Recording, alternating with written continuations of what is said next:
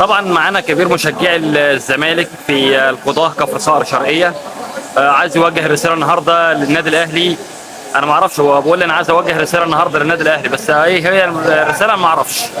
اتفضل يا استاذ محمد. بسم الله الرحمن الرحيم.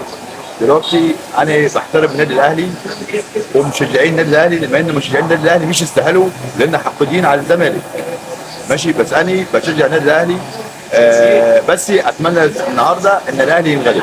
انا دي حريه رايي، دي حريه رايي كزملكاوي. لما كده الاهلاويه هيزعلوا منك يا استاذ محمد. يا باشا دي حريه. انا برضه كاهلاوي برضه هزعل برضه منك من كلامك يا سيدي محمد، دي حريه رايي، دي رايي، انا حر.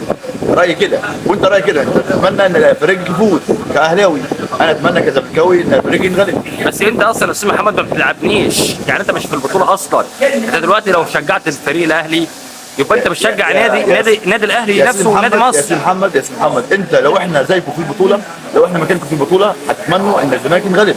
لا طبعا يا استاذ محمد، لا مش كله. لا مش كله، بس الاغلبيه، والحسب بتخص والثابت عمر. يعني انت النهارده بتشجع الاهلي ولا مش بتشجعه؟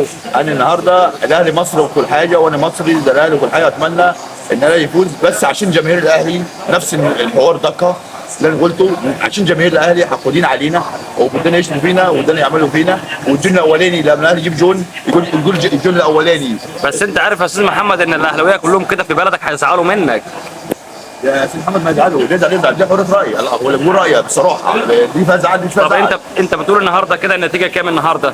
انا بقول النهارده النتيجه النهارده لا اما 4-1، لا اما 4-1 للوداد، لا اما 3-0 للوداد. 4-1 للوداد، 3-0 للوداد. ده طبعا راي مشجع زملكاوي، طبعا لازم نحترم رايه برضه. وعايزين نتوقع النتيجه يا جماعه، وان شاء الله برضه البطوله اهلاويه باذن الله، اهلاويه ومصريه ان شاء الله. البطوله وداديه ان شاء الله تبع الوداد المغربي. ل 4-1 للوداد، ل 3-0 للوداد، ل 4-1 ل 3-0. خلاص يا استاذ محمد، انت كده قلت رايك. تمام كده، وهو ده رايي الاول والاخير، وهيفضل رايي كده على طول مدى الحياه، مش هيتغير عن بالنسبه للاهلي يعني. ماشي يا استاذ محمد، يبقى كده واضح كده. فان شاء الله الاهلي هيفوز يا استاذ محمد. واللي مش يزعل مش يزعل، هو حر. دي رايي، دي رايي. اللي يزعل يغتصب في الحيطه. الاهلي هيفوز يا استاذ محمد ان شاء الله هنغلب باذن الله. خلاص ان شاء الله باذن الله الاهلاويه غالبين النهارده باذن الله.